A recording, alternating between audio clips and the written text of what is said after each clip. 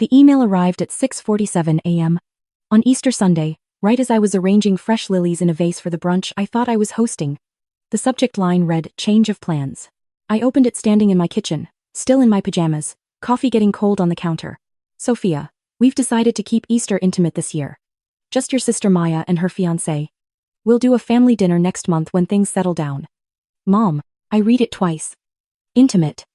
That was her word for it. What she really meant was that Maya's future in-laws were coming over, important people, a federal judge and his wife, and my mother didn't want her divorced daughter there to remind everyone that our family wasn't perfect.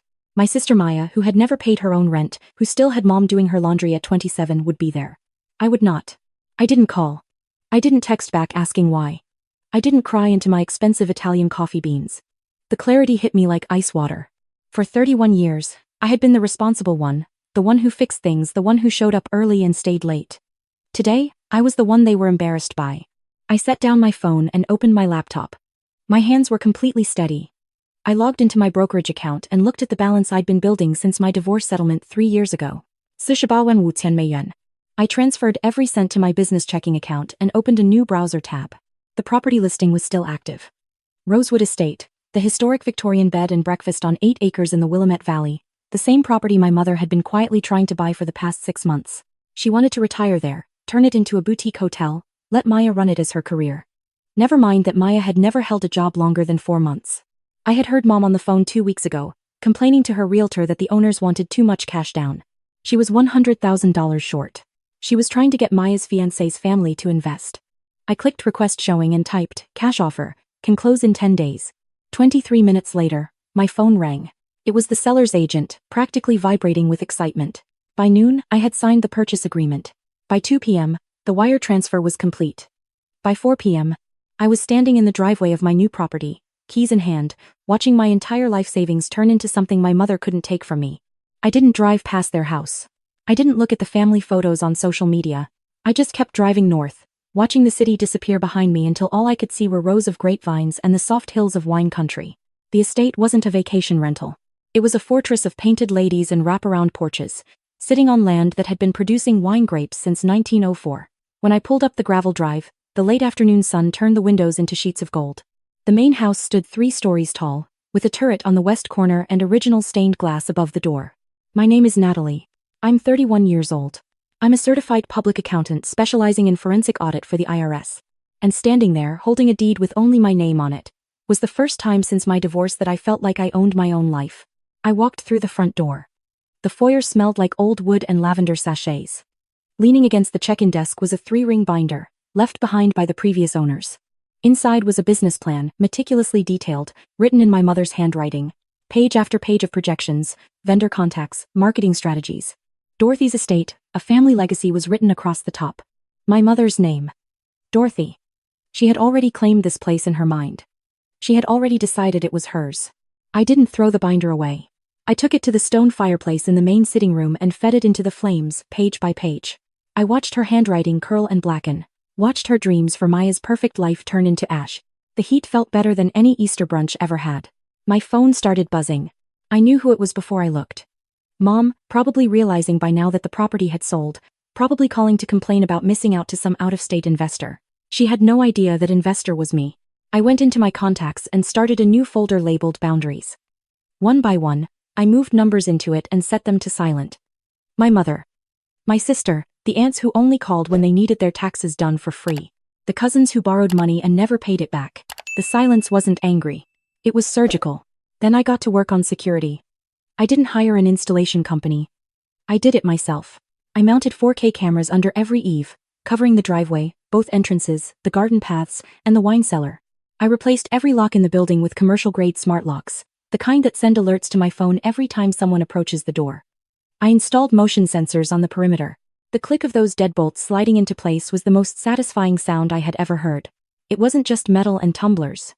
It was the sound of a line in the sand that couldn't be argued with, guilted past, or manipulated around. That night, I sat in the owner's suite on the 3rd floor, wrapped in a quilt I found in the linen closet, looking out at acres of land that belonged to me. It didn't feel lonely. It felt like ownership. They thought they had exiled me to irrelevance. They didn't realize they had just given me a kingdom.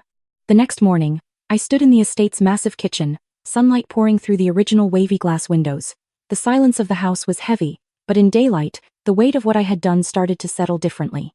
I had spent $485,000 in cash. Liquidated everything. The divorce settlement I had fought for. The savings I had built working 70-hour weeks during tax season. The emergency fund I started the day my ex-husband served me papers. It sounds reckless. People who don't know me would call it emotional spending. But I don't do emotional. I do evidence. My name is Natalie Chen and I am a criminal forensic accountant for the Internal Revenue Service. People think that means I sit in a cubicle, adding up receipts. What I actually do is track money for white-collar crime investigations. I find the offshore accounts where executives hide embezzled funds. I trace cash flows through shell companies that exist only on paper. I spend my days looking at spreadsheets and seeing the architecture of theft. But for all my training, all my professional skepticism, I had been blind to the theft happening in my own family. I opened my laptop on the kitchen's marble counter and pulled up the spreadsheet I had been keeping for 6 years. The file name was Family Ledger. It was a document no one knew existed. Line by line, it told the story of 3 decades of extraction. There was the $35,000 I had loaned Mom when her boutique was failing during the recession. A loan that became a gift the moment the check cleared. She never brought it up again.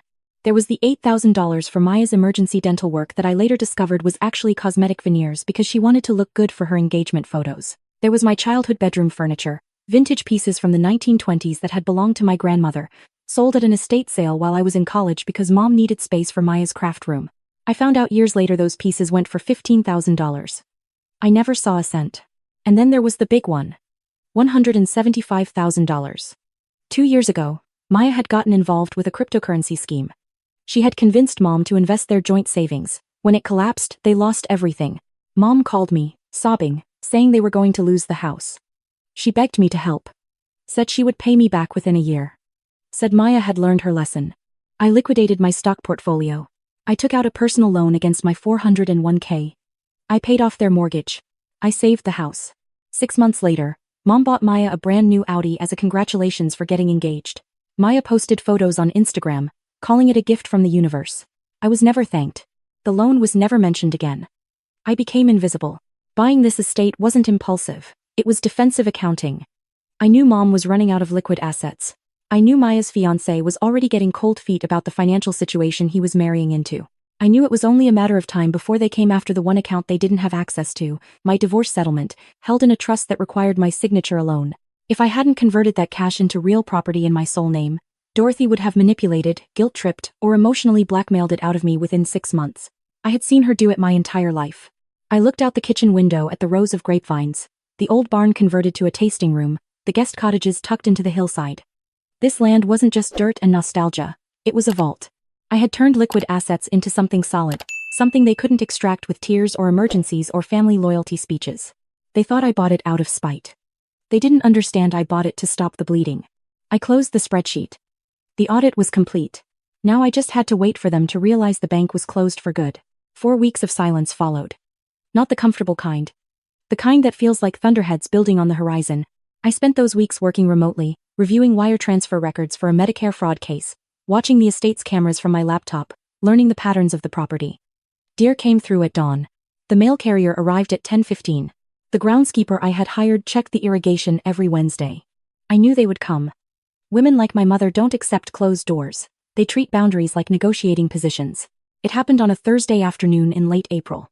I was sitting in the estate's library, the only light coming from my laptop screen, when I heard the gravel crunch. A heavy engine. I didn't get up to look. I picked up my phone and opened the security app. On the screen, a white Lexus SUV, my mother's car, rolled up the driveway. She wasn't alone. Maya sat in the passenger seat, filming on her phone. And in the backseat was a man I didn't recognize, mid-50s, wearing a polo shirt with a real estate brokerage logo. They had brought a real estate agent. They weren't here to apologize. They were here to claim the property. I watched on the camera feed as they parked directly in front of the main entrance. My mother stepped out first, wearing her meeting outfit, the one she wore when she needed to look important. Maya followed, already talking animatedly, gesturing at the house like she was giving a tour. The agent climbed out last, carrying a lockbox and a clipboard. They weren't here to visit. They were here to take possession. I zoomed in on my mother's face as she walked up to the porch. She didn't look angry or confused.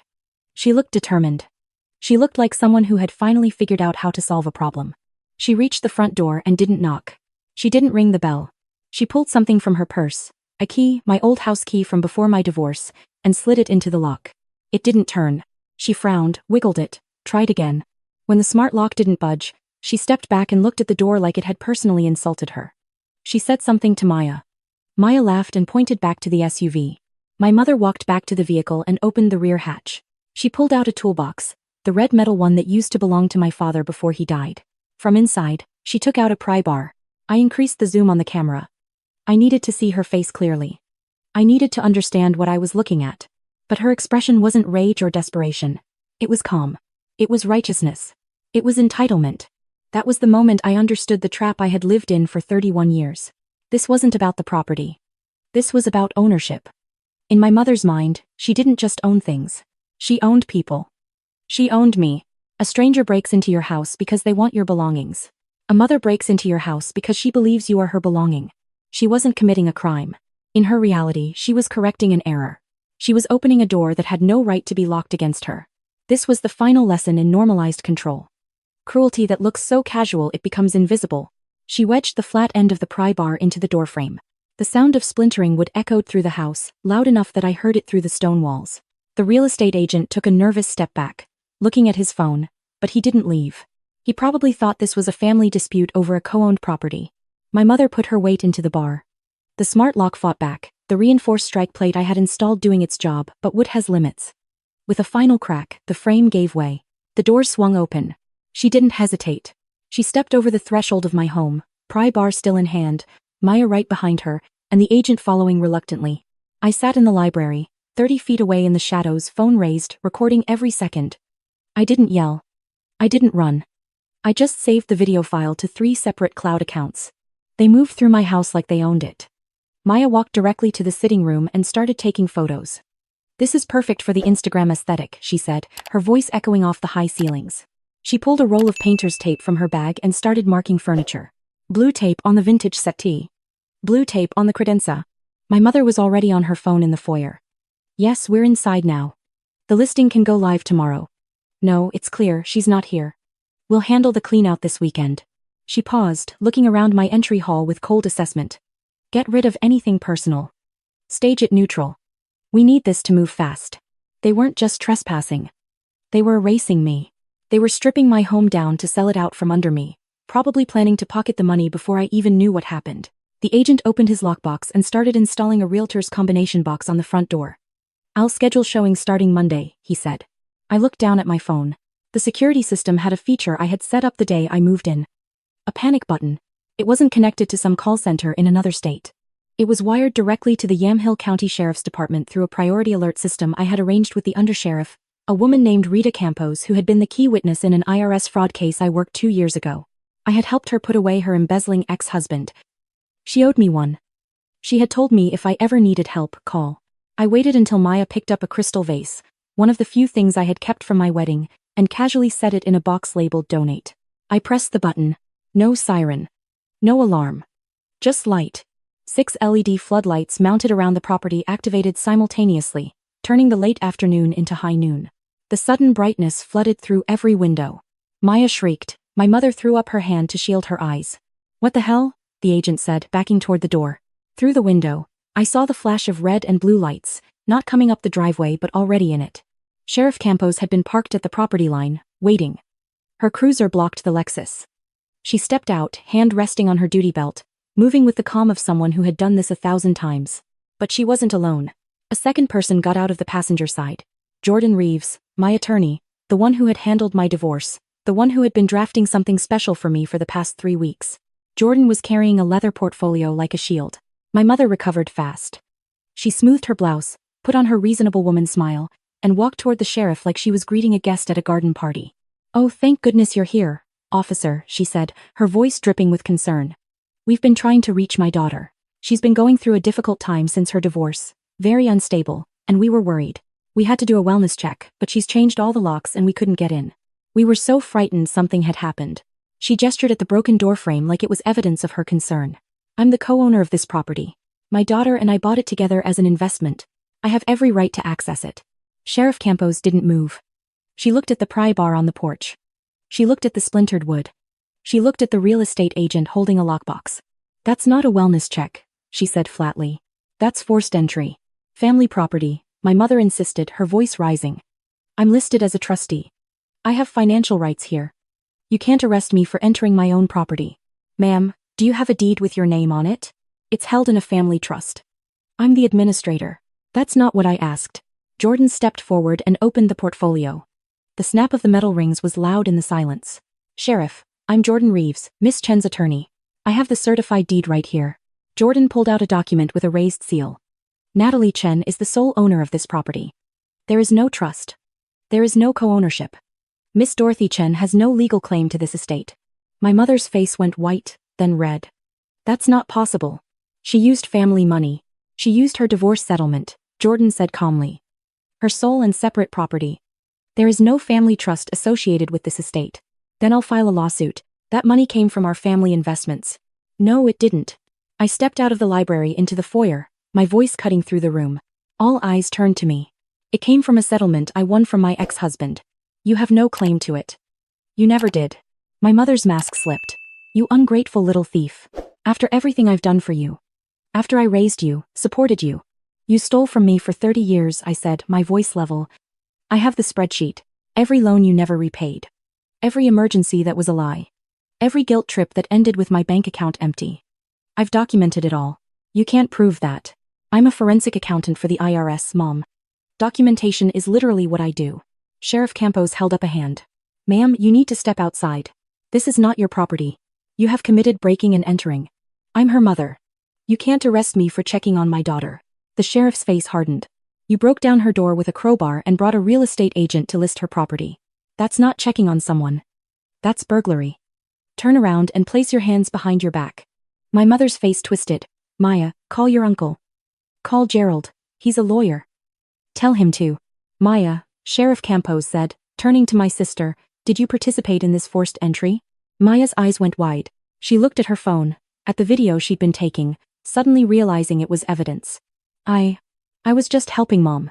She said this was our property. She said Natalie stole it. Did you mark furniture with tape? That's not illegal. It is when you're trespassing. Hands behind your back. The agent was already backing toward his car. I didn't know, I swear. She told me she was the owner. I was just hired to list it. Jordan pulled out another document. You installed a lockbox on private property without authorization. That's vandalism. I have you on 3 separate camera angles. He went pale. I'll remove it right now. I'll leave. I didn't know. You're staying until we get your statement, Sheriff Campos said. She nodded to Maya. You too. Hands behind your back. I watched my mother get handcuffed on my front porch. I watched Maya crying, makeup running down her face, asking for her phone to call her fiancé. I watched the real estate agent sitting on the steps with his head in his hands. I felt nothing. No victory. No sadness. Just the quiet relief of watching a trap finally spring shut. Jordan walked over to me, voice low. Are you pressing charges? All of them. Breaking and entering. Attempted theft. Filing a false claim if she tries to say she's a co-owner. Everything. Your mother is going to make this ugly. She already did. I'm just making it legal. Sheriff Campos walked back to me after securing my mother in the cruiser. You want to tell me what this is really about? It's about a woman who spent 30 years treating me like an ATM and got mad when I finally closed the account. She nodded slowly. You need anything else from us tonight? No.